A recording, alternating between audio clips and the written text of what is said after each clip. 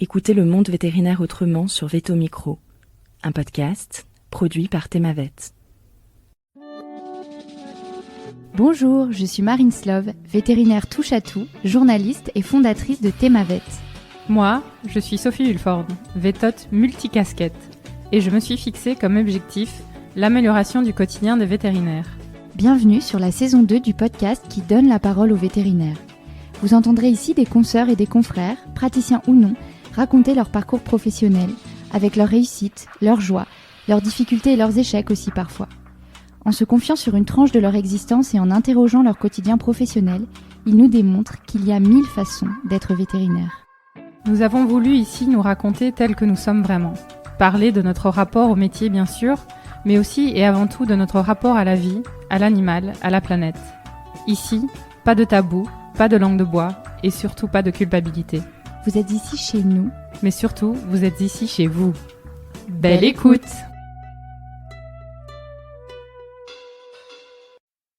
Bonjour à tous et bonjour à toutes.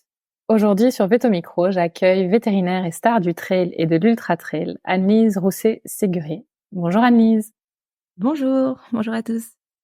Anne-Lise, tu es diplômée de Toulouse en 2013 et après un parcours dans différentes cliniques mixtes, tu es aujourd'hui associée dans une clinique mixte également, la clinique de Salève en Haute-Savoie. Tu es également maman d'un petit Faustin de 2 ans et femme de, attention, pas n'importe qui, car il s'agit également de ton entraîneur sportif Adrien Séguré. Tu as d'ailleurs un sacré palmarès sportif derrière toi déjà. On va en citer quelques-uns. Championne de France de trail long en 2023, première au CCC UTMB en 2014. Je précise qu'il s'agit d'un trail de 100 km et plus de 6000 de dénivelé positif. Tu es également deuxième aux courses Grand Raid de la Réunion 2022, la Diag des Fous, 160 km et plus de 10 000 km de dénivelé positif.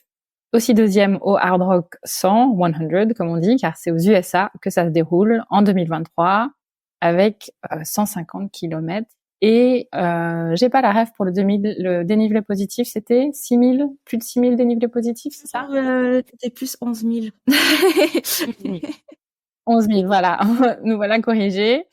Et ensuite, deuxième aussi, Skyrunner World Series 2016-2019 et quatrième championnat du monde. Évidemment, il y en a plein d'autres. Et il y en a un que je n'ai pas encore cité, c'est évidemment l'accomplissement pour lequel tu es la plus médiatisée, je pense, aujourd'hui, qui est le record féminin du DSGR 20 en Corse, pour ceux qui ne connaissent pas, en 35 heures et 50 minutes. Course que tu as entrepris d'ailleurs moins d'un an après la naissance de ton petit Faustin.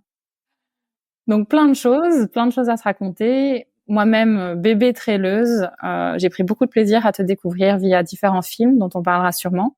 Et on mettra bien sûr les liens dans le synopsis. Je suis vraiment ravie donc de te découvrir davantage via ce podcast et de pouvoir le partager à nos nombreux auditeurs. Est-ce que tu es prête?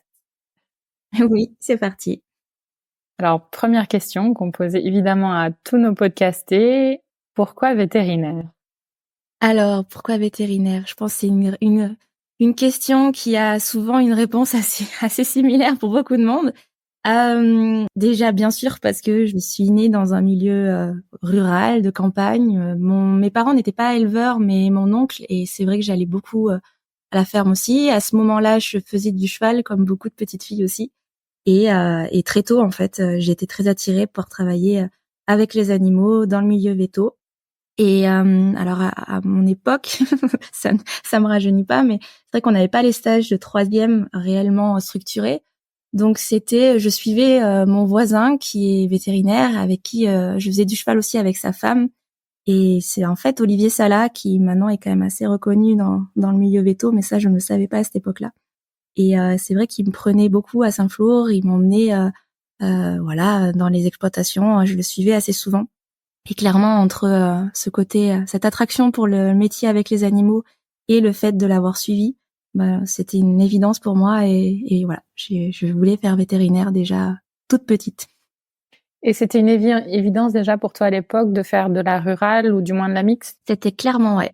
Pour moi, c'est tout bête, mais j'avais des chiens et des chats à la maison. Mais pour moi, le métier de vétérinaire, c'était soigner les vaches, les chevaux. Et j'avais pas trop conscience du travail en clientèle vraiment canine en fait à l'époque. Et je l'ai découvert assez tardivement, vraiment la clientèle canine pure. Je l'ai découvert à l'école, quoi. Pour moi, c'était vraiment le veto avec ses bottes qui allait en forme. Et tu ne t'es jamais dit que c'était un métier dur, ou on t'a jamais susurré que peut-être pour une femme, et une petite femme d'ailleurs, parce que c'est un petit modèle que les gens auront l'occasion de découvrir si on va voir tes vidéos. Ça, c'est jamais quelque chose qui a été évoqué. Alors, j'en avais conscience et j'ai toujours conscience de mon gabarit et de mes limites physiques, parce que clairement, quand on fait de la rurale, il y a des fois des côtés un peu agaçants d'ailleurs, parce que quand c'est juste des centimètres de doigts qui manquent, ça peut poser problème. J'en ai toujours eu conscience. Maintenant, ça me freine pas. Et c'est vrai que dans différentes clientèles, notamment à Saint-Flour, qui au début, les filles commençaient à travailler, mais ça a été un monde un peu, ouais, il a fallu du temps pour que les femmes travaillent en rural à Saint-Flour. Et c'est vrai que quand je suis arrivée, déjà, il y avait Claire, il y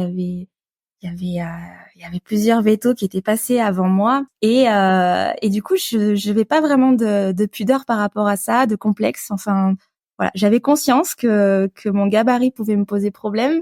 Quand je répondais la nuit, que les éleveurs ils ne savaient pas qui j'étais et que je disais c'est moi qui vais venir pour le village, ça pouvait leur poser un peu souci à la petite voix. Et quand ils me voyaient arriver, je pense qu'ils commençaient à se dire mon Dieu, qu'est-ce qu'elle vient faire ici. Mais ouais, le milieu veto évolue, le milieu rural évolue. Il y a de plus en plus d'éleveurs aussi femmes.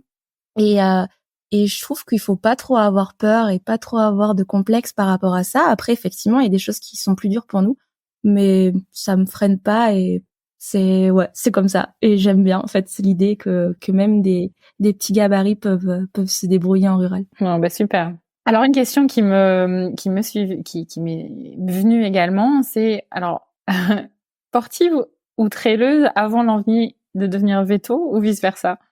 Alors, pareil, dans ma famille, on n'est pas vraiment sportif. En tout cas, je pense qu'on est toujours à l'extérieur. Mon papa est tout le temps dehors et toujours à bouger dans tous les sens. Mais on n'a pas cette culture du sport et du sport de haut niveau. Donc ça, c'est sûr. Et du coup, moi, j'ai toujours aimé courir et je courais déjà, petite. C'était mes profs de sport qui m'ont aussi beaucoup sollicité, qui m'ont permis de découvrir la course à pied et qui m'ont clairement donné l'envie de courir. Mais j'avais pas conscience de ce que pouvait être le sport de haut niveau, de ce que pouvait être quand j'ai eu la chance d'être appelée en équipe de France. Pour moi, c'était très très abstrait tout ça et que ça avait pas la valeur que c'est devenu maintenant, et j'avais pas conscience de ce que ça pouvait représenter. Donc à la base, oui, j'aimais courir, je courais, mais devenir coureuse, athlète, c'était quelque chose qui était pas vraiment dans mon éducation et dans ma culture à la base. Tu as été appelée en quelle année à l'équipe de France? J'ai eu un appel alors ça devait être en 2015. Oui, c'était 2015.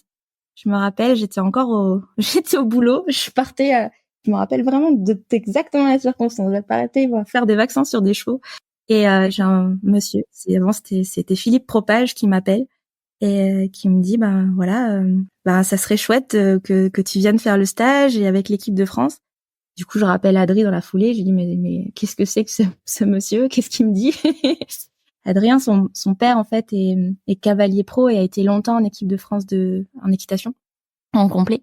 Donc pour lui il a fait STAPS, il est très compétiteur et pour lui le maillot a une grosse importance, même bien sûr encore plus depuis depuis quelques temps maintenant. Mais c'est vrai que j'avais pas du tout conscience de ce que ça pouvait représenter, et cet appel pour moi était je n'avais pas conscience de l'ampleur de cet appel. Alors je fais marche arrière quelques années. Comment se sont passées tes études? Alors assez classiquement, j'ai fait la prépa. Donc j'ai fait ma prépa à Clermont-Ferrand. J'ai eu la chance de le faire en 2 ans. Non. Après, comme tout le monde, là pour le coup, le sport était totalement entre parenthèses. Je courais juste pour me défouler un peu, mais j'avais vraiment, je faisais rien du tout à ce moment-là. Et justement après, j'ai intégré Toulouse et c'est tout bête, mais juste après l'accueil, en fait, il y avait les troisièmes, les docs qui viennent me voir et qui me disent tiens, il y a un club, on a un club raid où on court, si tu veux venir.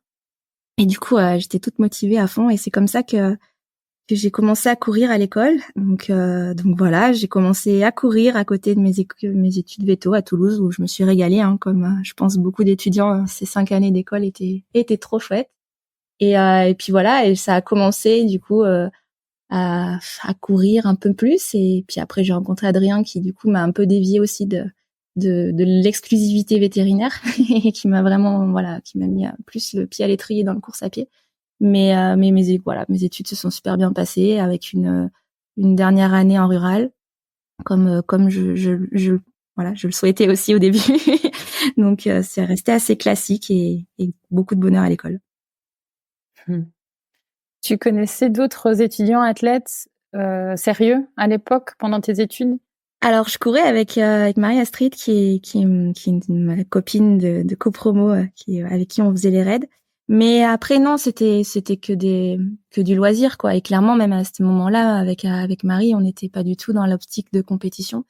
Mais j'avais pas de référence, on va dire, de vétérinaire coureur à ce moment-là.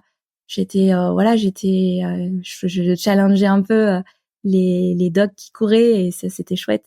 Mais j'avais pas du tout d'ambition de compétition j'avais pas forcément de modèle véto qui courait à côté. C'est après plus que j'ai découvert que on pouvait courir en faisant véto, mais c'est vrai que à ce moment-là, j'étais plus concentrée aussi sur devenir vétérinaire et courir à côté, mais loin de moi d'imaginer que derrière j'allais pouvoir concilier les deux et faire ce que j'ai pu faire en course à pied quoi. Très clair. Du coup, je déduis que devenir athlète professionnel pour toi, c'était pas un objectif en soi, c'est une transition qui s'est fait de manière assez naturelle et progressive. Ouais, alors c'est un peu de mal même à dire que je suis athlète pro parce qu'en soi c'est pas vraiment ça. Alors c'est vrai que maintenant c'est pas vraiment de la rémunération, mais ça m'a permis d'avoir aussi des sponsors où j'ai une certaine rémunération via cette pratique sportive, mais c'est vrai que j'aurais jamais imaginé ça et j'ai toujours essayé, j'ai eu des opportunités où des sponsors m'ont un peu incité, surtout que ça s'est développé maintenant vraiment les partenariats sont de plus en plus conséquents et sont de plus en plus intéressants et clairement il y a de la professionnalisation maintenant qui au début n'était pas le cas où c'était vraiment réservé à très très très peu de monde dans le monde entier en fait. C'était en France, il devait y avoir 2 professionnels et pour moi c'était absolument pas envisageable et ça fait quelques années où maintenant vraiment il y a des contrats qui permettent une professionnalisation, mais j'ai toujours refusé aussi et c'était par choix. Alors peut-être que c'est sûr j'y suis limitée au niveau de ma pratique sportive, mais c'est clairement un choix parce que déjà j'aime mon métier. Maintenant je suis associée aussi et même à l'époque où j'étais pas encore associée, je voulais toujours garder ce compromis d'avoir ma vie professionnelle et ma vie perso à côté et je voulais vraiment pas tomber dans l'exclusivité course à pied parce que je tiens aussi à garder entre guillemets les pieds sur terre aussi où la course à pied ça durera pas longtemps hein, faut pas se leurrer hein, j'ai 35 ans, je sais très bien que je n'ai pas encore 10 ans devant moi et c'est très bien comme ça et j'avais aussi envie de garder mon métier et ma passion et arriver à essayer de concilier les deux même si c'est pas simple, c'est clairement un choix. J'imagine et on va en parler. Est-ce que tu considères alors que tu combines 2 carrières, vétérinaire et athlète? C'est difficile à dire ça. Pour moi, je suis vétérinaire. Après, effectivement, il y a un peu des deux, quoi. Des fois, on en rigole avec mes collègues, mais je sais que là, j'ai donné mon planning, on va dire, de vacances pour l'année prochaine, qui est tablé déjà jusqu'en octobre de l'année prochaine. Et clairement, c'est pour essayer, finalement, c'est pas vraiment un planning de vacances, quoi. C'est que des échéances sportives à côté. Alors, des fois, j'ai mes collègues qui me disent, mais en fait, les vacances, t'en as pas? Alors, si, parce que bon, bien sûr, c'est du bon temps et c'est pas que, mais clairement, c'est pour l'entraînement et pour les compétitions, quoi. Donc, c'est un planning mixte, quoi, où mes vacances véto deviennent on va dire du travail de trailer. Ouais, c'est un peu ça. C'est vrai que faut combiner, quoi. Mais ça se fait, hein. Écoute, tu vas nous expliquer. Comment est-ce qu'elle est vue cette double casquette alors par tes confrères, consoeurs et même par les clients? Alors, j'ai eu longtemps beaucoup pas de pudeur ou je voulais pas trop en parler en fait et clairement je voulais pas ils savaient que je courais, mais ils savaient pas forcément que je courais non plus autant. Mais je voulais toujours essayer pas de le cacher, mais en tout cas que voilà, je devais travailler et que le trail ne devait pas empiéter sur mon travail. Donc assez longtemps, même s'ils le savaient, ça restait très dissocié. C'est vrai que depuis la Corse où ça a pris clairement une ampleur qui m'a échappé complètement, avec une médiatisation, c'est sûr que ça a été assez complexe à gérer, et heureusement d'ailleurs que mes proches, surtout Adrien, m'en a beaucoup préservé. Mais du coup, en étant préservé, en étant essayé de ne pas se rendre compte que de l'ampleur du truc, parce que clairement ça a été un peu démesuré pour moi. C'est là que oui, les clients certains clients ont commencé à m'en parler, et c'est vrai que là il y a eu un pas un peu où le monde du trail commençait à devenir aussi présent en fait à la clinique, quoi. Alors tous mes éleveurs le savent. J'ai un peu pareil, il y a eu un film donc de filmer qui m'ont demandé si on pouvait aller un peu chez les éleveurs, et c'est quelque chose qui me posait un peu problème au début en fait, où j'avais du mal à le demander, à les faire participer, parce que pour moi c'est assez distinct. Il y a ma vie de coureuse, il y a ma vie de véto, et c'est vrai que maintenant c'est un petit peu les deux sont clairement liés, quoi. Alors mes collègues, ouais, clairement c'est chouette parce qu'ils m'encouragent, et puis ils sont vraiment chouettes parce qu'ils savent, et voilà, ils me permettent de le faire, et c'est vrai qu'on a une organisation à la clinique où je trouve par rapport à mes expériences que j'ai pu avoir avant, c'est le parfait compromis, je trouve. Voilà, c'est clair que j'arrive à m'entraîner, j'arrive à trouver du temps pour mes compètes, pour mes entraînements, donc il y a vraiment un respect et un encouragement par rapport à ça, et c'est plutôt bien vu. Après voilà, j'ai clairement conscience que si très concrètement, je m'entraîne beaucoup entre midi et 2, et quand il est midi et demi, que je suis encore sur une CESA ou que je suis encore chez un éleveur, l'entraînement je peux pas le faire, c'est comme ça, quoi. Et il faut que voilà, quand je suis au boulot, la priorité ça reste le boulot, et puis et j'essaye de me dépatouiller pour que je puisse faire aussi du trail à côté, mais j'essaye de garder vraiment mes priorités, en tout cas quand je suis au travail.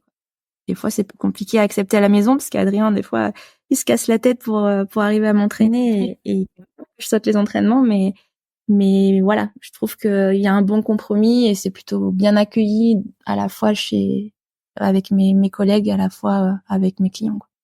Très chouette. Est-ce que tu penses qu'il y a des liens à faire entre le sport de haut niveau, évidemment pour ton cas plus particulièrement du trail, et le métier de véto? Autrement dit, est-ce qu'ils peuvent s'apporter l'un l'autre? Je pense quelque part, ouais. Alors, il y a le côté un peu physique, c'est sûr, parce que mine de rien, quand on parlait de véto rural et voilà, du petit gabarit, avant-hier, j'ai fait une torsion, j'ai encore des courbatures, et même parce que je travaille pas assez le haut du corps et que ça fait mal.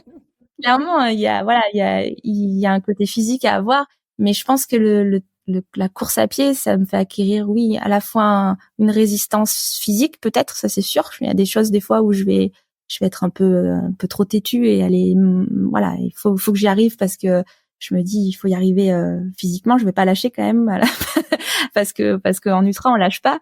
Et puis il y a peut-être un côté mental peut-être aussi, où effectivement on est peut-être plus endurant aussi à cette des fois la lourdeur du travail,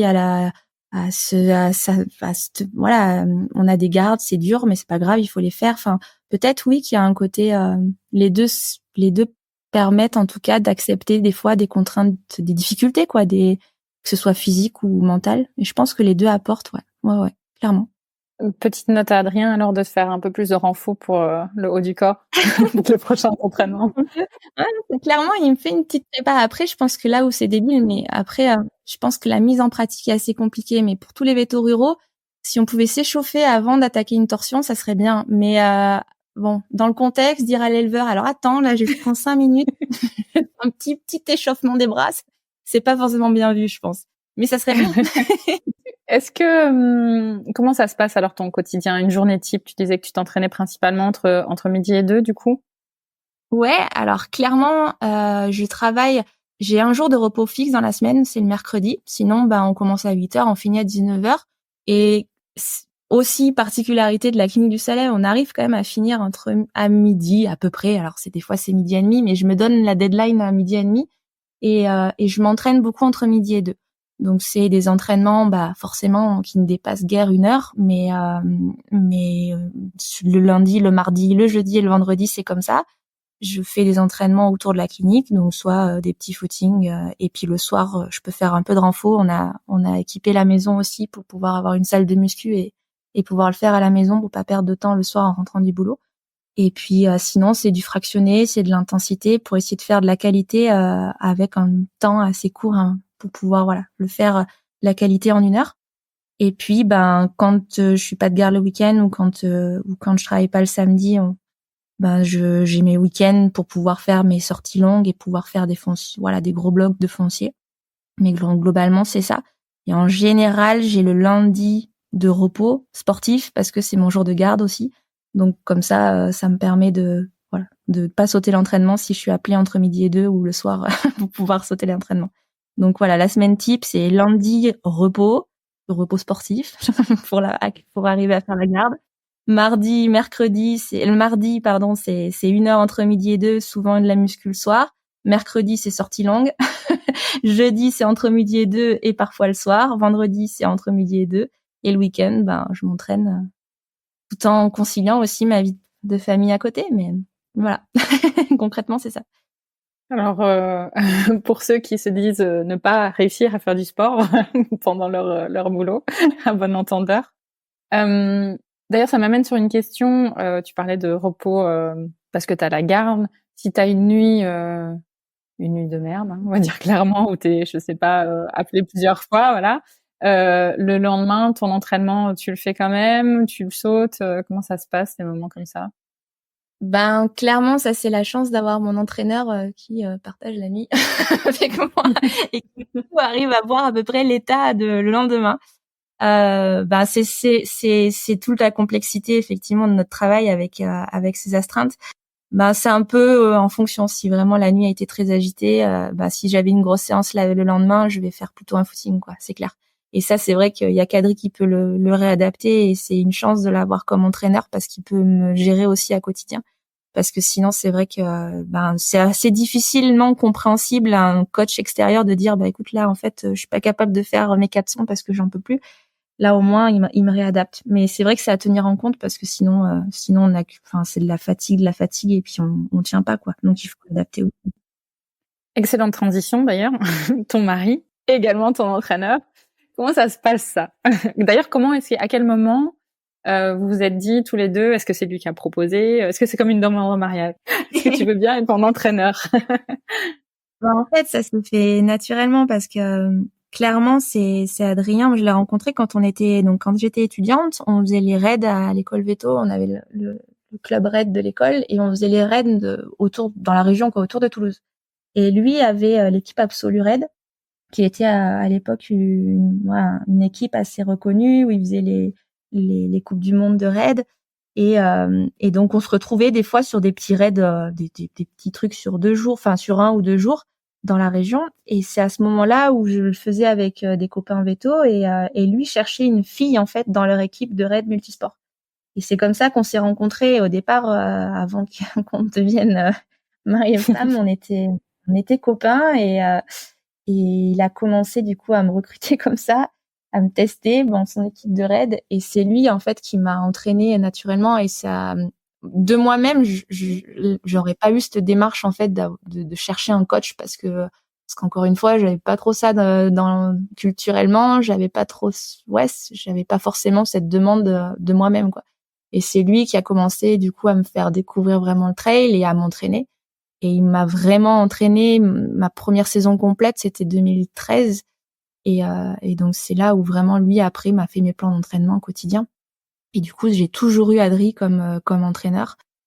Et pour moi, c'est comme ça. C'est quelque chose qu'on partage. C'est clairement un projet à 2, à 3 même maintenant. Mais je l'envisage pas sans lui, quoi.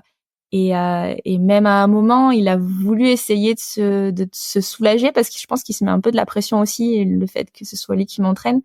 Et ça ne marche pas. J'ai essayé d'être avec un entraîneur autre. Ça a duré 15 jours. Je lui ai dit, écoute, maintenant, si tu me reprends pas, j'arrête de courir, mais ça sert à rien de faire comme ça. Et parce que pour moi, c'était pas envisageable sans lui. Clairement, avec notre quotidien aussi. Je pense que ça serait compliqué d'être entraîné par quelqu'un d'autre parce que c'est quand même un quotidien un peu particulier avec cette vie de veto. C'est quand même, c'est vrai, hein, on a un métier quand même un peu bizarre par rapport à ça. Et puis encore une fois, voilà, je l'envisage vraiment pas sans lui. Après, voilà, on parle pas entraînement matin, midi et soir. Je fais ce qu'il me met de faire. On passe par une application comme ça, j'ai le programme. Il sait très bien ce que j'ai à faire tous les jours. Mais voilà, on n'est pas, enfin, en tout cas, moi, je le vis pas comme, il y a pas d'obstacle à ça, quoi. On s'est jamais pris la tête par rapport à ça. Juste le seul truc, c'est vrai que il aime pas quand je saute une séance, quoi. Il y a des fois, j'ai pas le choix. Donc là, il va être peut-être un peu plus exigeant par rapport à ça. Mais sinon, pour moi, en tout cas, ça me pose aucun problème, cette relation de coach et de mari, quoi. Ça me va très bien. C'est chouette. Parce qu'il y a une scène qui est quand même assez mythique, hein, dans la vidéo sur GR20, où tu tractes ton mari. J'encourage les gens à aller voir. Tu tractes ton mari en courant. Il est à vélo, sur une montée et t'as l'air quand même de souffrir. Il y a pas un moment où il te fait un entraînement, t'as envie de lui dire, mais non, mais ça va pas la tête, chose que tu te sentirais peut-être plus libre de dire parce que c'est ton mari. Et je sais pas.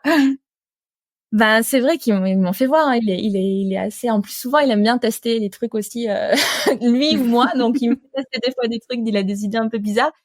Mais ouais, c'est pas du fake, hein, du tout. Et c'est vrai qu'on l'a fait cette séance, elle est affreuse d'ailleurs, elle est très très dure.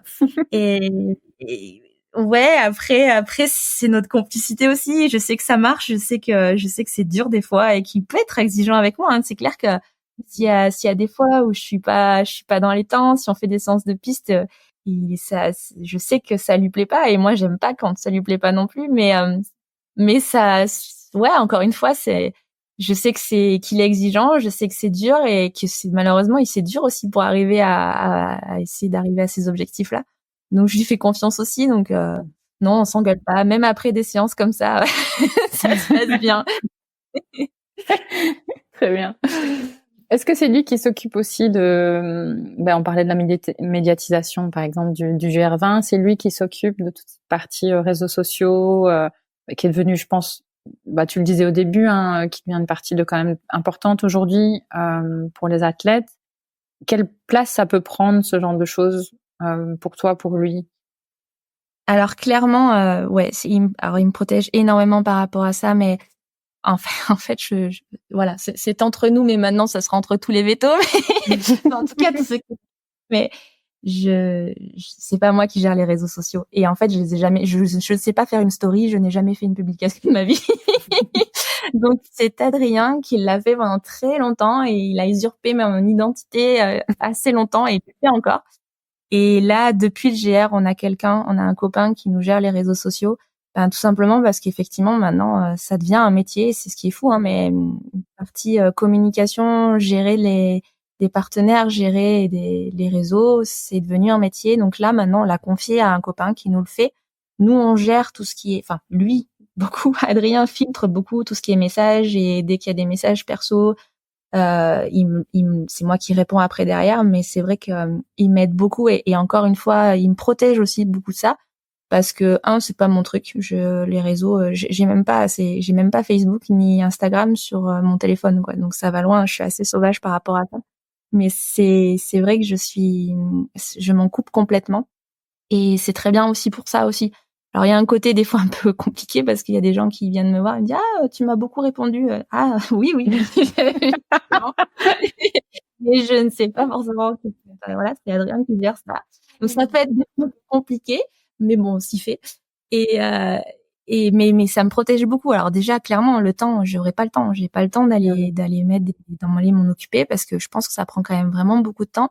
Et puis ça aussi ça me protège quelque part parce que il y a une sorte de pression quand il y a des objectifs, même si on essaye de ne pas être touché par ça, mine de rien, ça peut me manger un peu quand même. Et notamment, quand il y a eu le GR, clairement, si j'avais complètement coupé tous les réseaux parce que ça, c'était quand même un gros projet. On y a mis beaucoup de nous-mêmes et beaucoup de temps et je voulais pas qu'en plus il y avait cette pression extérieure. Je voulais vraiment pas en être affectée. Donc ça, on avait complètement coupé. Et c'est vrai que à l'approche d'un objectif, et c'est clair que si l'année prochaine, avec l'objectif UTMB, ça sera pareil. Et même, je vais vraiment essayer de me protéger au maximum. Et Adrien me protège beaucoup de ça. C'est lui qui gère donc ça, qui fait intermédiaire pour les réseaux. Et puis, c'est lui qui gère aussi tous mes partenaires à côté. Donc, mon principal partenaire, c'est Scott. Et après, j'ai d'autres partenaires aussi qui sont assez conséquents. Et c'est clairement lui qui gère tout ça. Déjà, parce que je sais pas me vendre et je serais incapable d'aller gérer des contrats. Et puis aussi, par manque de temps aussi, parce que c'est quelque chose que non seulement je ne sais pas faire, et en plus, j'aurais pas le temps de le faire, quoi. Donc, c'est pour ça qu'aussi, c'est clairement un truc de nous deux, quoi. Et il y a pas que moi, parce que moi, je cours en soi, et c'est tout. Et après, il fait tout le reste, quoi. Ouais, mais je peux imaginer que c'est une aide inestimable, ce genre de choses. Ah, mais clairement. Je pourrais pas le faire, de toute façon. Et je pourrais pas remplir, enfin, je serais même pas en recherche de partenaires, parce que je pourrais pas répondre à leur attente aussi de donnant, parce que c'est hyper chronophage, quoi. Note aux futurs athlètes qui nous écoutent, trouvez-vous un Adrien. C'est ça. Un coach, un manager, c'est ça. Comme on dit, un agent. C'est un agent. Voilà. Mon agent. Agent plus quand même. Hein. Alors j'ai cru comprendre aussi, Annelise, par mes lectures, mes visionnages, que ce qui te porte pendant tes trails, c'est pas forcément la compétition avec d'autres, mais plutôt, je pense, la compétition avec toi-même, mais surtout aussi le partage entre amis. Ça, c'est intrinsèque à toi? Ouais, clairement. Aussi, ce que je disais aussi au début, la compétition, c'est vraiment pas quelque chose que j'ai d'éducation, quoi. Enfin, clairement, hein, mais d'ailleurs, mes parents avaient eu peur quand j'avais été en équipe de France. Ils avaient peur que je pense qu'à ça, que je devienne, qu'il y ait que ça qui compte et que je lâche tout à côté. Et c'est vrai que gagner pour gagner, ça me fait, c'est bête, mais ça me fait vraiment pas rêver, mais vraiment. C'est qu'on parlait de mes résultats au début, et quand j'ai gagné la CCC, par exemple, en 2014, j'en retiens vraiment pas une belle course, parce que en fait, je l'ai gagnée clairement parce que il y a Caroline Chavreau qui était en tête et qui a eu une pénalité à cause de ravitaillement qui était pas conforme au règlement, et du coup, elle a pris une pénalité, et en fait, elle a abandonné, et clairement, elle aurait gagné. Enfin, j'aurais pas dû gagner si elle avait pas pris cette pénalité. Donc voilà, j'en retiens pas une victoire, pour le coup. Elle a vraiment pas, elle a pas d'importance pour moi. Par contre, d'aller au bout, d'essayer d'avoir un objectif et de se tenir un objectif, ouais, je suis peut-être un peu perfectionniste. Enfin, en tout cas, j'essaye de donner tous les moyens que je peux, et d'essayer de faire le max de ce que je peux, et c'est ça que je trouve chouette dans ce sport-là. Et puis clairement, on a aussi un sport de partage. Alors ça, j'ai pu le découvrir pendant le GR20, où clairement ça a été une aventure sportive et humaine plus que intense et plus que incroyable. Et clairement, je pense que je revivrai jamais ça. Et c'est vrai que de pouvoir le faire à plusieurs, parce que le GR, c'est une aventure de groupe, de copains. Et sans eux, j'aurais jamais fait ces résultats-là, c'est clair. Et c'est vrai que sur le moment, c'est incroyable de partager des moments forts comme ça avec des amis, avec ses proches. Et en plus, ça donne des ailes, quoi. C'est comme ça qu'on arrive à faire, à se transcender. Et c'est vrai que c'est un sport qui nous le permet, et c'est ce que je trouve encore plus chouette dans notre sport, quoi. C'est ton plus bel exploit pour toi, le GR20? Ouais, clairement, ouais. Ouais. J'aurais jamais pensé être capable de faire un truc pareil, et je referai jamais, je pense, un truc pareil, même préparé.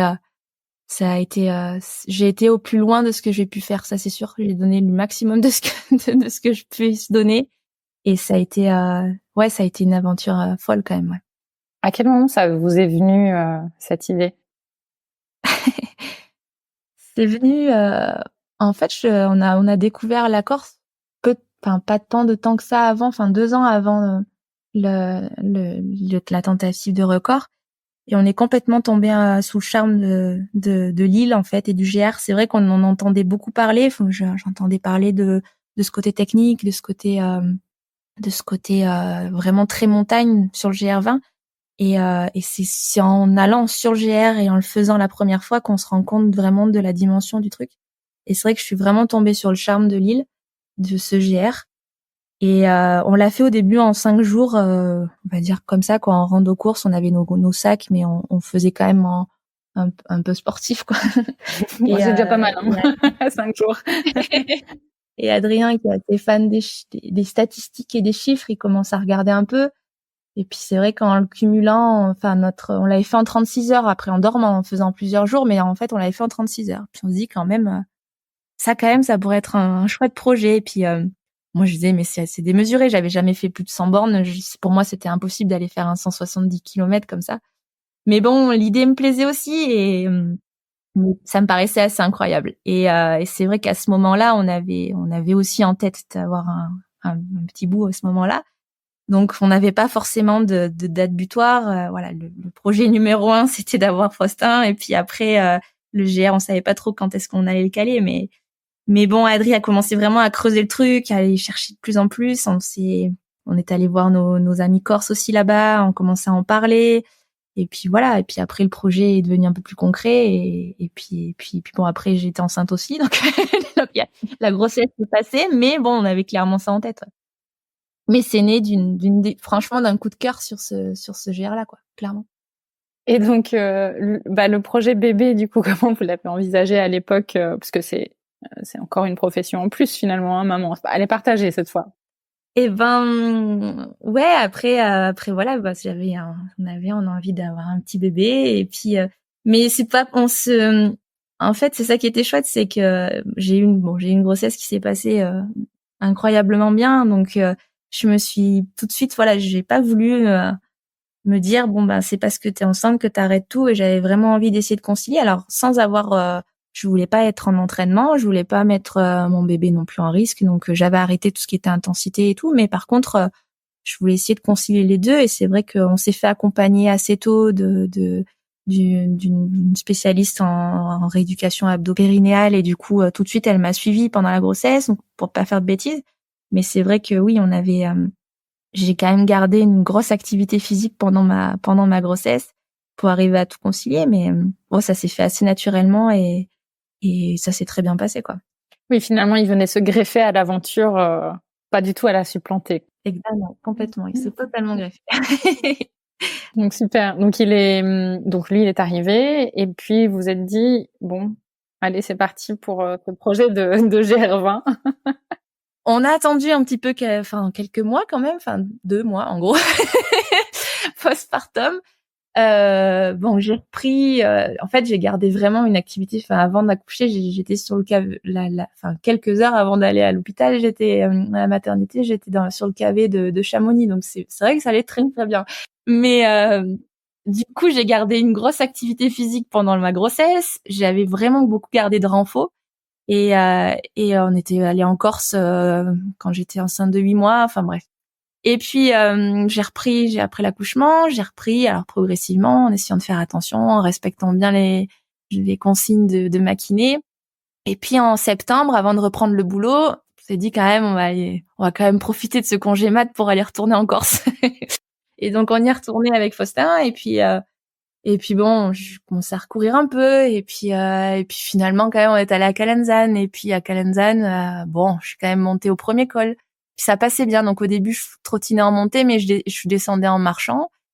Et puis après il m'a posé à Ascot, et puis problème, quand on me pose à Ascot, il faut passer le cercle de la solitude et puis venir me rechercher que quand même quelques kilomètres après.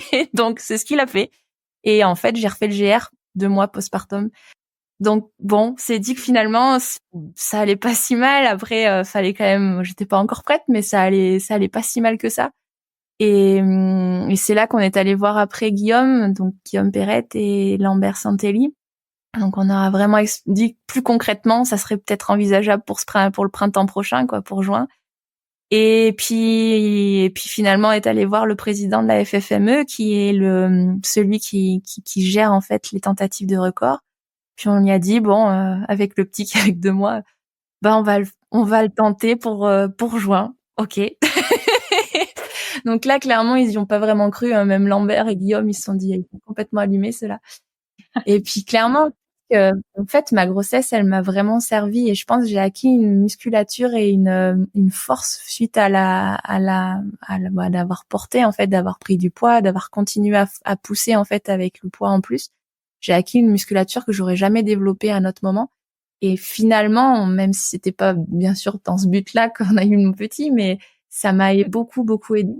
Et le fait d'avoir pu faire ça, d'avoir vraiment tout axé la préparation ensuite à la grossesse, objectif GR20, on l'a tellement focalisé là-dessus que finalement la prépa, elle a été géniale. Mais moi, j'y croyais pas non plus. Je pensais pas qu'11 mois postpartum ça pouvait passer. Et il y avait Kadri qui en était persuadé, mais ça a été quand même un sacré, ouais, c'était un gros culot quand même d'essayer de le faire comme ça, mais ça a marché. Et au final, je pense que ça la grossesse aura été hyper bénéfique en tout cas, je pense vraiment en fait. Et même ce que j'ai pu acquérir à ce moment-là, je l'ai même perdu. Enfin, ça a été énormément de bénéfiques en fait d'un point de vue musculaire que finalement j'aurais jamais acquis avant quoi. Donc quelque part c'était osé, mais c'était un pari qui était pas mal en fait. Et est-ce que tu crois que ça t'a apporté quelque chose mentalement aussi? Ou ça t'a changé quelque part, la grossesse, le fait de avoir un enfant? Il y a quand même un truc qui change, c'est que on accepte le truc qu'on n'a pas forcément en tête au début, mais on accepte moins bien de s'entraîner. Enfin, j'ai du mal à partir des heures sans Faustin. Et ça, c'est quelque chose qu'au début, on n'y pense pas, ce qui est bête, mais aller au travail, partir 12 heures sans le voir, c'est bête, mais c'est comme ça. Enfin, je l'accepte et je dois aller au travail, c'est comme ça. Par contre, partir 6-8 heures pour aller m'entraîner sur mon jour de repos et de pas être avec lui, c'est quelque chose que j'accepte pas et j'ai vraiment du mal. Et je pense que toutes les mamans se retrouvent après dans le même cas et c'est aussi pour ça que je pense que les filles vont peut-être moins vers de l'ultra, moins vers des sports d'endurance à cause de ce côté-là. C'est qu'on a du mal finalement à accepter de prendre du temps pour soi, un peu égoïstement pour aller s'entraîner, au détriment d'un petit bébé. Et c'est vrai que ça, j'ai un peu de mal à l'accepter. C'est là aussi qu'Adrien, il rentre beaucoup en jeu parce qu'il me permet de le faire et il met dans les conditions qui me permettent de voir le plus possible Faustin, de pouvoir, d'essayer de concilier les deux. Mais c'est difficile à accepter. Et c'est pas forcément le manque de temps, le manque d'organisation. Bien sûr, c'est une autre organisation d'avoir un petit et il faut tout anticiper et on a moins de temps parce qu'il y a du temps à consacrer à lui et puis qu'il prend du temps.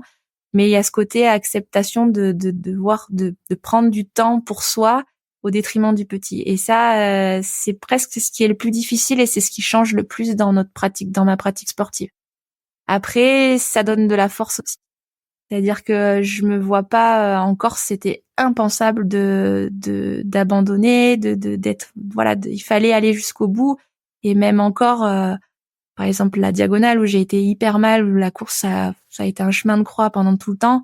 Ben voilà, j'y étais, il fallait que j'y aille et c'était impensable pour Adrien et pour Faustin surtout de se dire non là écoute finalement ça me saoule, j'arrête quoi. C'était non, on a fait tout ça, j'ai trop donné pour arriver à là, je vais pas baisser. Enfin, ça donne une force en plus, ça c'est sûr. Vous êtes parce que comme si vous étiez ensemble en fait. Ouais, quelque part, ouais.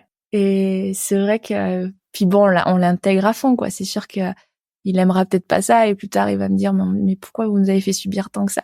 Mais c'est vrai qu'on le prend partout, il nous a suivis partout et c'est drôle parce que c'est là aussi qu'on voit l'impact que ça a, mais ils absorbent vachement. Avant la Corse, il a eu de la fièvre juste avant juste avant le départ, il était pas bien, il a été tendu alors qu'il est pas du tout comme ça d'habitude. Avant la hard rock, il m'a fait la même, avant la diag, il était pas bien et puis alors quelques jours après les courses là, il fallait était tout le temps collé à moi. Enfin, ils vivent quelque part, je pense que les émotions, l'intensité, la séparation aussi pendant l'effort, ça, ils en sont pas imperméables quoi. Et clairement, c'est fort aussi pour les enfants, je pense, de leur faire vivre des trucs comme ça. Alors après, peut-être qu'ils nous en voudront plus tard, mais L'avenir te le dira. c'est ça. Mais en tout cas, je sens que ça a quand même un petit impact sur lui quoi. Bon, j'imagine que toutes les expériences tous les trails ont leurs particularités. Est-ce qu'il y a un moment préféré dans un trail ou des moments préférés dans un trail?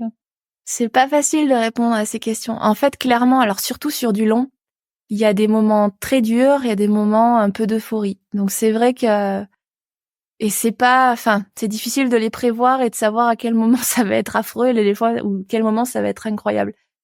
C'est vrai que c'est pas toujours l'arrivée qui est incroyable. S'il y a des moments, en fait, je sais pas, par exemple sur la hard rock, c'est vrai que il y a eu une portion où on monte à un sommet, où enfin, il y a le côté aussi, la dimension du paysage, en fait, à prendre en compte. Il y a des moments vraiment où on se sent tellement bien parce que physiquement ça va bien, c'est magnifique. Enfin, il y a plein de moments, en fait, qu'on savoure et c'est vrai que ça apporte beaucoup de choses. C'est un sport particulier parce que on va très loin dans l'effort. Il y a des moments où on est dans un mal-être absolu qui finalement on se dit mais pourquoi on se fait tant de mal?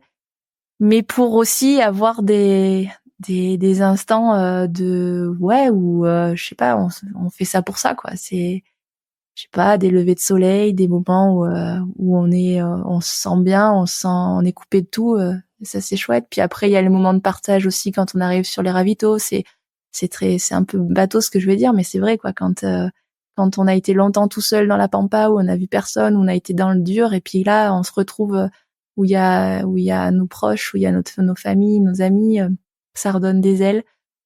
Il y a vraiment de tout. Après, chaque course, on en garde des souvenirs très durs, des souvenirs incroyables.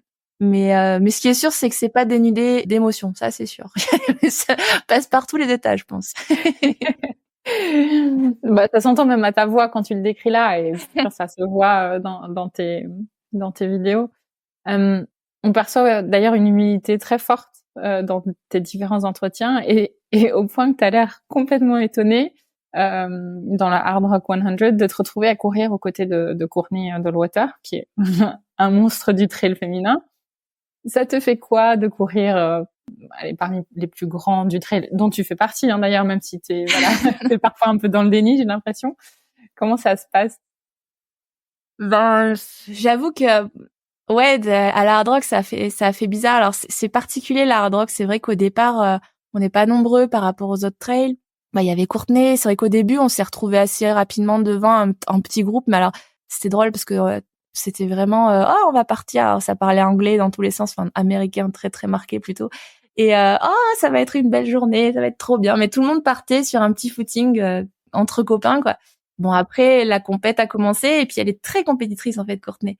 Mais se retrouver avec une grande dame comme ça, ouais, c'est fou, mais c'est pas de la fausse modestie, c'est vrai que à la fois je suis un peu des fois je suis un peu je tente, ça j'ai un peu de folie ouais, j'ai clairement de la folie où j'essaye sans trop de complexe, un peu mon côté aussi aller faire un métier de mec avec mon petit gabarit.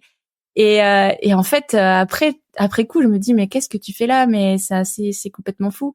Mais ça a été le cas, je me rappelle de mon premier skyrunning, c'était une Coupe du Monde aux Canaries, c'est la Transvulcania.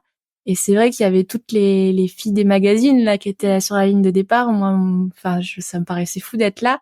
Et je me rappelle au tout début, j'ai doublé Anna Frost et Emily Frostberg qui étaient les grands noms du début quoi. Et je me dis mais qu'est-ce que tu fais? Mais c'est n'importe quoi. Et à la fois je me suis dit bon bah écoute vas-y de toute façon. Et ça a été un peu pareil pour Courtney quand Courtney m'a dit mais vas-y Annelise passe, t'es mieux que moi, vas-y. Et je me dis mais non mais je fais n'importe quoi, t'es complètement débile de passer là. Et c'est fou. Après, je savais qu'elle allait me rattraper. Je savais que c'était très culotté de le faire. Mais c'est quand même fou quand même enfin, je veux dire, Courtney, elle est pro. C'est la plus grande dame du trail, hein, en tout cas actuellement et même pour l'instant, il n'y a pas eu grande. Enfin, en tout cas, elle fait des performances qui n'ont jamais été égalées jusqu'à présent. Et de se retrouver dans ses pas, ou encore pire, de se retrouver devant elle, c'est complètement fou, quoi. C'est ça aussi de pouvoir le faire dans notre sport parce que ça nous permet d'être sur la ligne de départ avec des grands noms comme ça et c'est ça qui est chouette aussi je trouve. T'as toujours été, je fais vraiment marche arrière là, mais ça a toujours été la course à pied. T'as pratiqué d'autres sports aussi en parallèle? Alors j'ai fait de l'équitation, mais Adrien il dira que tant que c'est pas nous qui portons le poney, c'est pas du sport. Mais ouais non, je faisais du cheval, c'est tout. Et après je suis assez monosport pour le coup. Je suis assez très très nulle le reste. heureusement, donc, quand on était à l'école, en cours de sport, il y avait toujours des sports d'endurance et des sports de ballon ou d'adresse, on va dire. Parce que les profs voyaient que je donnais de la bonne volonté sur le terrain, mais j'étais tellement nulle en sport de ballon ou alors le pire, c'était quoi? C'était du badminton. Je pense que j'étais dans le dernier terrain. Ils faisaient des terrains de niveau. Ouais, j'étais toujours dans le dernier. Mais bon, comme ils voyaient que je courais un peu pour attraper la balle, que je n'arrivais pas à attraper, ils mettaient quand même la moyenne. Non, je suis assez nulle en fait dans tous les autres sports. Donc ça me va bien de courir, mais quand il faut se servir de mes bras ou d'une stratégie de ballon, je suis absolument lamentable. Donc ouais, non. À part du poney, de la course à pied, je suis assez monosport. D'accord, très clair. J'ai une question enfin deux questions même qui reviennent à finalement la comparaison entre ces deux métiers. Hein. Ce serait quoi tes moments préférés en pratique quand tu es sur le terrain en train d'exercer le métier de vétérinaire? Bah j'aime la rurale quoi. J'aime faire un village, j'aime l'adrénaline d'aller faire naître un veau. C'est bête mais c'est vrai. Après j'aime aussi beaucoup maintenant je fais de la mixte, je fais de la canine aussi. J'adore la chire, j'adore le côté en fait ce que j'aime dans mon métier en plus de ce côté rural pur avec l'obstétrique qui me plaît beaucoup, mais j'aime notre métier n'a jamais il y a aucune journée qui se ressemble et c'est vrai que on touche à tout, on fait plein de choses, on va jusqu'au bout des diagnostics et c'est ça qui me plaît. Au-delà maintenant, j'ai grandi, j'ai vieilli, j'exerce plus parce que j'aime les animaux, même si c'est vrai, j'aime les animaux, mais j'aime cette recherche permanente dans notre travail, cette absence de monotonie, c'est ça qui me plaît en fait dans notre quotidien quoi. C'est le fait d'aller se poser plein de questions sur des trucs qui peut-être n'ont pas besoin de se poser de questions, mais en tout cas nous on se les pose et d'aller au bout des diagnostics, de prendre un animal et d'avoir un diagnostic, de l'opérer derrière. Je trouve ça chouette, c'est ça que je trouve chouette dans notre métier en fait, c'est cette variété, cette approche où on touche à tout, et on fait un petit peu de tout et c'est ça qui me plaît. Et puis j'aime aussi mon côté rural pur où ouais, un village c'est toujours l'adrénaline et ça me plaît quoi. J'aime ça. Finalement des parallèles que tu peux faire avec le trail. La Peut-être, ouais, peut-être. variété, la découverte, l'adrénaline. C'est vrai. Le partage, parce que c'est pareil, on a un métier où il faut travailler en groupe et ça c'est hyper important. Et je pense aussi qu'on a de la chance d'avoir un boulot de partage de connaissances, d'entraide et c'est hyper important. Et je pense que faut pas l'oublier. Des fois, on a des vétos qui sont un peu peut-être trop solitaires et qui veulent exercer seuls. Et je pense que c'est trop important en fait de le partager aussi. Donc finalement, il y a pas mal de choses qui se regroupent. Ouais. En tout cas, des valeurs fortes qu'il y a chez toi que tu retrouves dans tes deux métiers, c'est chouette. Et à l'inverse, est-ce qu'il y a des difficultés que tu as pu rencontrer, pareil, dans le métier de vétérinaire et aussi dans le métier de traileuse, et comment est-ce que tu les abordes ou tu as pu les aborder?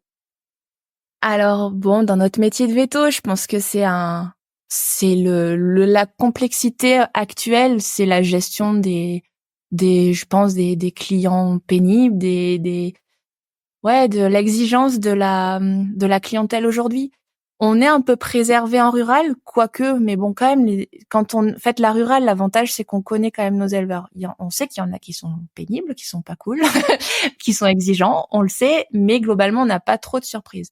Je trouve, enfin, ce que j'ai du mal aujourd'hui et ce qu'on a du mal, je pense, tous, c'est d'accepter l'exigence et qu'a la clientèle en canine. Et c'est vrai qu'elle est de plus en plus importante. Si on fait le parallèle avec le côté sportif aussi, c'est tout ce qui est jugement sur les réseaux, les avis, tout ce qui est commentaires assez en plus hypocrite parce que on n'a jamais en face, mais c'est plus par des avis Google pour la clinique ou par des. Alors après en côté trail, globalement, alors encore une fois, je ne vois pas tout et je sais très bien, mais je trouve que c'est assez bienveillant quand même pour la plupart. Mais c'est vrai que dans notre métier, on est quand même exposé assez rapidement au mécontentement. Enfin, clairement, quand il y a du mécontentement, on est tout de suite visé. Chose que peut-être dans d'autres métiers, on est un peu plus protégé. Et je trouve que c'est ce qui est peut-être le plus difficile là, au quotidien à gérer. Et puis voilà. Après, j'ai découvert d'autres choses aussi depuis que je suis associée. C'est sûr qu'il faut gérer une équipe, il faut gérer. Alors, on a de la chance, la clinique tourne bien, ça se passe bien, donc il y a moins ce côté difficultés économiques. Enfin voilà, ça pour le coup, on est une association, on est 4, on partage tout ça, et cette contrainte-là n'est pas trop lourde au quotidien. Par contre, ouais, la gestion des clients, là, et je pense que c'est un problème, une problématique de plus en plus importante dans notre métier, quoi. Et oui, clairement, on en est tous exposés, et je pense que c'est ce qui est le plus pénible au quotidien dans notre métier de vétérinaire. Comment vous les abordez, ça? Ça y est, des choses que vous mettez en place activement Quand clairement ça se passe mal avec quelqu'un, ou quand je sais pas, voilà, il y a pas longtemps, là, j'ai une de mes assistantes qui clairement a été visée, et pas nommée, mais assez facilement identifiable dans le commentaire. Mais c'est des avis Google à cause d'un mécontentement, mais en plus des bêtises. Un chat qui, suite à un détartrage, il y avait un peu de sang, elle en l'a rendu, il y avait du sang, la dame a été tout de suite bim en sortant de la clinique, on reçoit des avis Google. Je pense que l'important, c'est déjà d'en parler entre nous, de se dégager un peu faut pas se dire, voilà, je suis toute seule à prendre le poids de ça. Il faut, justement, on est 4 associés, on est 8 à bosser ensemble, et quand ça touche quelqu'un, il faut le dire tout de suite. Mais, et puis, il faut essayer de relativiser, enfin, parce que des fois, c'est vrai que nous, ça nous paraît un peu absurde, mais bon, ça peut aller loin. Après, les gens sont de plus en plus procéduriers, donc ça peut aller loin. J'ai mon collègue qui s'est fait embêter parce que un chien soi-disant corgi, qui en fait était un croisé corgi border, s'est retrouvé après une castration avec une oreille qui est tombée. Ça a été hyper loin. Après, avec du recul, on se dit, mais c'est pas possible, mais les gens, où on va, quoi. Mais quand bien même, c'est lourd à supporter au quotidien, et je pense que c'est important, de le partager, ces difficultés, et puis deux, essayer de finalement relativiser un peu, quoi. Mais c'est vrai que c'est quelque chose ouais, faut prendre du recul, et se dégager un peu de tout ça, parce que ça devient de plus en plus présent, et ça, c'est pas clairement nous en particulier. Je pense que ça, c'est un truc récurrent dans le contexte actuel, quoi. Est-ce que tu penses que toi personnellement, le fait que tu as vraiment beaucoup d'investissements dans les à côté, dans ta vie personnelle, comme tu l'as dit au début, est-ce que ça t'aide justement à prendre du recul par rapport à toutes ces choses? Peut-être, ouais, clairement. Et puis aussi, j'ai de la chance d'avoir d'avoir quelqu'un qui est en dehors du métier de veto. Parce que, bon, clairement, hein, on est très veto, très copain veto, et on a vite un cercle exclusivement veto. Alors, ce qui est chouette, parce que c'est une petite famille, mais ça a ses limites aussi, où justement, je trouve que quand on est fermé dans un cercle veto, ben, on n'a plus trop de recul sur tout ça. Et je pense que moi, là, mon principal allié pour ça, bah, c'est le fait que Adrien, mes amis proches, globalement, en dehors de mes amis vétos, bien sûr, ben, ne sont pas dans ce milieu-là. Et ça te permet aussi de relativiser, parce que franchement, de se prendre la tête pour une collerette, par exemple, franchement, finalement, avec du recul, on se dit, mais ça n'a pas de sens. Et c'est vrai, ça n'a pas de sens. Et c'est dès l'instant qu'on a des gens qui nous le refont un peu clairement dire, et ça fait du bien, et c'est important. Et des fois, de s'enfermer un peu, mais bon, ça, moi, j'aurais pas rencontré Adrien, j'aurais été comme beaucoup à être très veto et exclusivement veto, et c'est comme ça qu'on tombe un petit peu dans ces travers où tout devient très compliqué à gérer. Et je trouve que c'est hyper important on a notre métier de veto, on a nos soucis de veto, mais des fois, il faut quand même bien les remettre dans leur contexte, et se dire finalement, bah, bon, la dame, elle est pas contente, bah, c'est pas grave, hein, c'est pas très très grave, quoi. Donc, je pense que c'est important aussi d'avoir cette espèce d'échappatoire, de penser à autre chose, et qui nous permet de relativiser, d'avoir un peu de recul sur ça, quoi.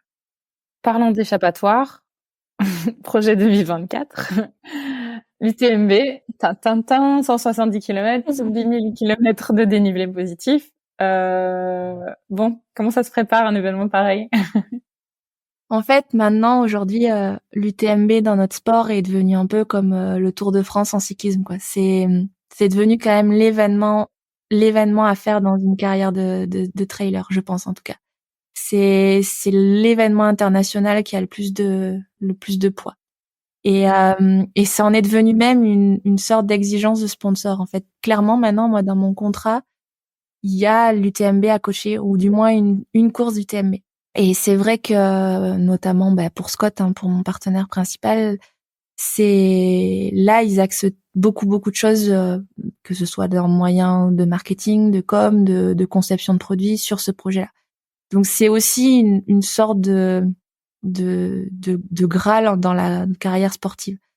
Alors j'avoue que moi, à titre personnel, bien sûr c'est une belle course, bien sûr c'est parce qu'elle est vraiment chouette quoi. J'ai fait la CCC qui est le 100 km, en fait c'est le même parcours sauf le début, les 70 km pour aller jusqu'à Courmayeur. Et elle est incroyable, elle est magnifique, on fait le tour de ce Mont Blanc là, elle est majestueuse quoi, elle est incroyable. Arrêter une carrière sans l'avoir fait, je pense que ça serait dommage. C'est vraiment quelque chose à cocher, c'est quelque chose à vivre, et je pense qu'intensément, une fois qu'on est dedans, ça doit être quelque chose de vraiment incroyable à vivre. Donc j'ai envie de le faire, j'ai envie de le préparer quand même du mieux que je peux, et puis donner le maximum quoi. Donc ça sera le projet de l'année prochaine. Ouais, clairement, pour toutes ces raisons, c'est le gros projet de l'année prochaine, et ça sera toute la prépa sera axée dessus quoi. Si tu pouvais faire n'importe quel autre projet, tu ferais quoi alors? Là, en fait, très concrètement, je me donne encore 2 ans de compète assez intense. Enfin, on va dire d'essayer de réaliser ces projets. J'aimerais refaire la diagonale comme il faut. C'est vrai que l'année dernière, ça a été un peu de péché de gourmandise de vouloir cocher et le GR et la diagonale parce que j'étais cuite. Et puis bon, il y a eu, c'est vrai que comme on en parlait avant, ma grossesse était aussi basée sur la prépa GR. J'ai eu mon bébé, on a enchaîné, et finalement j'ai peu eu de pause entre les deux, et ça a été dur finalement. On se dit mon Dieu, qu'est-ce que j'ai demandé à mon corps? Et puis c'était 4 mois après la diagonale, et la diagonale a été vraiment un enfer. Donc j'aimerais la refaire, c'est une superbe course, c'est quelque chose qui a été vraiment chouette. J'aimerais la refaire comme il faut. Après, forcément, la Corse a donné des idées le fait de faire des projets off comme ça sur des records, c'est tellement fort et tellement incroyable que ça donne toujours des envies de recommencer quoi. J'ai pas aujourd'hui d'autres projets aussi gros que la Corse en termes de records, mais voilà, peut-être de refaire des petits défis comme on avait fait la traversée des Aravis, de le partager aussi avec des copains, de se faire des petits challenges comme ça donne envie. Après, c'est tellement lourd de préparation, d'investissement, qu'on peut pas faire ça tous les ans, et clairement c'est vrai que c'est des très très gros projets. Mais voilà, une fois que j'aurai recoché l'UTMB et d'autres belles courses, et que je serai en pré-retraite, on va dire, si je peux parler comme ça, peut-être faire un petit défi, ça se tentera quoi. Ça se tentera peut-être. Mais pour l'instant, j'ai pas d'autres projets très précis quoi. Si ce n'est ces deux courses à faire, à essayer de faire correctement, et puis après on verra quoi. Très clair. Et quel conseil est-ce que tu donnerais à des jeunes peut-être en début de carrière véto ou encore aux études qui finalement se trouvent une affinité pour un sport et un potentiel pour devenir professionnel? Est-ce que tu leur donnerais des conseils en particulier? Déjà, il faut y croire, et je pense qu'il faut se donner, c'est pas parce que on s'est mis un objectif de carrière professionnelle que on doit tout s'interdire à côté. C'est sûr que véto particulièrement, ça demande un engagement dans les études qui, c'est sûr, à part d'avoir des capacités hors normes, ça demande quand même beaucoup de travail et ça demande beaucoup d'investissement. Mais c'est pas parce qu'on a consacré beaucoup de temps à ça qu'on doit tout s'interdire à côté, et loin de là. Et je pense que il faut croire en ses rêves, en ses objectifs, et rien s'interdire. Et je pense que tout est faisable. Voilà, tout est faisable. Moi, j'ai pris le choix de ne pas mettre entre parenthèses ma carrière professionnelle, mais en soi, aujourd'hui, je pense qu'il y a aussi la possibilité de le faire. Et il faut pas se l'interdire. Et justement, en plus, on a un métier qui nous permet, diplôme en poche, de l'avoir, ce diplôme à vie finalement. Et que si pendant 2 ans, 3 ans, 5 ans, on veut percer, je sais pas, dans le triathlon, dans la natation, dans le trail, dans d'autres sports, faut pas se l'interdire. Et c'est vrai qu'aujourd'hui, en tout cas pour le trail, on a vraiment vu une évolution avec une professionnalisation comme on parlait au début, où maintenant les jeunes ont cette possibilité peut-être de vivre de leur sport, chose qui n'était pas du tout le cas avant. Veto, médecin ou au contraire, ou d'autres professions peut-être avec plus de temps libre, peu importe. Je pense que si on a envie, il faut le faire. Et puis si on veut garder notre métier et continuer une carrière sportive aussi, c'est tout à fait faisable. Même si ça demande pas mal d'engagement, tout est faisable. Il faut surtout pas se l'interdire. Là, c'est rigolo, mais j'ai une stagiaire, on a une stagiaire en tutoré qui est clairement passionnée de trail, qui a son entraîneur à côté. Du coup, je la prends avec moi entre midi et 2, elle est à fond, et puis elle voit très concrètement ce qu'on peut faire, quoi. Et je trouve ça génial. Il faut rien s'interdire, et clairement, tout est faisable, et il faut surtout pas se fermer des portes et avoir des regrets après. Et puis c'est ce qui est compliqué, c'est que de toute façon une carrière sportive généralement c'est pas à 40 ans qu'on peut la commencer, en tout cas c'est plus compliqué. Donc s'il y a des portes qui s'ouvrent à la fin des études ou pendant les études, il faut se dire faut les saisir et rien ne s'interdire, quoi. Et la petite Annelise Rousset qui sort de ses études de veto, si tu avais des conseils à lui donner, tu lui dirais quoi? Alors, j'ai commencé. C'est vrai que j'ai commencé tout de suite. Je suis sortie en 2013 là. J'ai commencé à bosser à Saint-Flour. Et alors c'est génial hein, parce que professionnellement, moi je leur dois tout et clairement c'était trop bien. Peut-être que il faut justement quand on parlait d'essayer de concilier les deux, ça aurait peut-être été bien de dire un peu plus concrètement ce que je faisais à côté et pas de partir en loose day entre midi et 2 le soir à 20h à la frontale pour s'entraîner, parce que ça faisait une petite surcharge, quoi. C'était un petit peu intense. Donc voilà, je pense que c'est important. Maintenant, il y a plus de tabou justement à ce côté où, en tout cas, s'il y a des tabous, c'est pas les bonnes personnes, et il faut expliquer que les gens doivent changer. Je pense que c'est important que on a le droit d'être veto, on a le droit d'avoir une vie à côté, que ce soit dans une passion, dans un sport, dans une famille. Il faut trouver le bon équilibre. Et peut-être que c'est vrai que moi, quand je suis sortie, j'étais un peu à vouloir, non, je fais veto, il y a rien à faire. Je faisais 3 gardes semaine, c'était n'importe quoi. Faut pas aller trop loin non plus, parce que je pense que j'étais un peu sur sur la lame de rasoir, et ça aurait pu basculer pas dans le bon sens, parce que il y avait trop de choses. Donc je pense que c'est important de faire ses choix, comme on disait, et tout est possible, tout est envisageable, mais il faut peut-être être un peu plus raisonnable que comme j'ai pu l'être ma première année à vouloir faire une CCC et 3 gardes semaine avec 5 ou 6 jours par semaine. C'était un peu trop à Saint-Flour. mais voilà, après je pense qu'il faut juste être un peu plus raisonnable que ce que j'ai pu l'être. Mais après voilà, pour pas basculer du côté obscur. C'était de la peur, tu penses, de pas être à la hauteur du métier de veto pour des employeurs?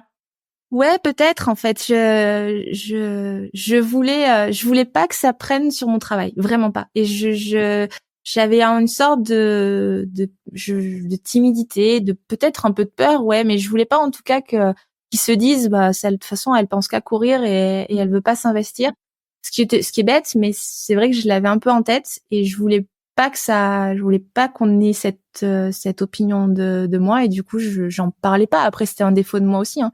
C'est que clairement j'en parlais pas trop, quoi. Enfin, en tout cas, ils avaient clairement pas conscience de ce que ça pouvait représenter, quoi. Après, c'est bête, hein, mais même encore, il y a la clinique où pourtant là, ils savent hein, que je cours tous les jours, mais je sais pas s'ils ont vraiment conscience très concrètement de l'engagement que ça peut représenter, quoi. C'est pas évident de la part de collègues qui courent pas à côté, qui font pas forcément, enfin qui si, mais à leur en façon loisir, quoi.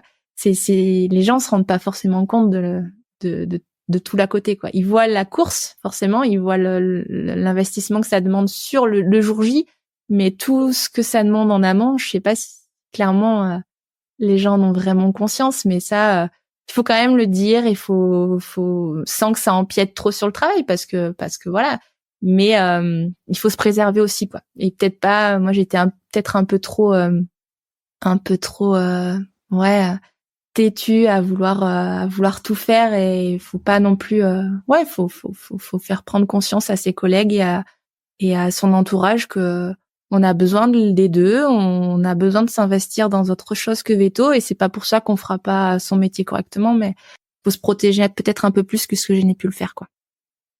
Très bien, merci beaucoup pour ces sages paroles. Alors, on a couvert plein de choses et j'aurais sans doute des tas de questions encore à te poser. Mais est-ce que toi, tu aurais quelque chose, tu aimerais rajouter quelque chose par rapport à tout ce qu'on s'est dit aujourd'hui? Je ne sais pas, je ne sais pas. Non, si ce n'est ça, c'est qu'il faut trouver le bon équilibre, mais ça, quel que soit, voilà, dans notre profession tout particulièrement, et puis, mais c'est valable dans tout plein de domaines, quoi. Je pense que il faut se faire plaisir, savoir rien renoncer en fait, et avoir quand on a envie de faire quelque chose, quand on a des objectifs, il faut essayer de les accomplir. Je pense qu'il faut pas avoir de regrets, quoi. C'est juste ça, peut-être, c'est tout. Très bien, merci. Alors, on sait maintenant que pour te contacter, il faut passer par ton agent. Est-ce que si des personnes veulent te contacter, est-ce qu'ils peuvent le faire? Et si oui, quel est le meilleur média? Oui, il y a pas de souci. Alors, bien par les réseaux, il y a pas de problème. C'est juste que souvent il l'a vu avant moi. Donc tout ce qui est message un petit peu bizarre, il le supprimera. Non, mais après, bien sûr, par les réseaux, il y a pas de problème. Après, je suis pas sur LinkedIn, des trucs comme ça, plus professionnels. C'est vrai que j'y suis pas. Mais par les réseaux, il y a tout à fait possibilité de communiquer par les réseaux, ou par mail aussi. Bon, super. Écoute, je te remercie beaucoup, Anne-Lise, pour ce super entretien, du temps que tu nous as trouvé Avec plaisir. parmi ton entraînement, ton petit Faustin et ton métier. Donc merci beaucoup pour ça et bonne chance surtout dans tous tes projets pour l'UTMB. On te suivra de très près au mois d'août l'année prochaine. Ouais, août. Merci.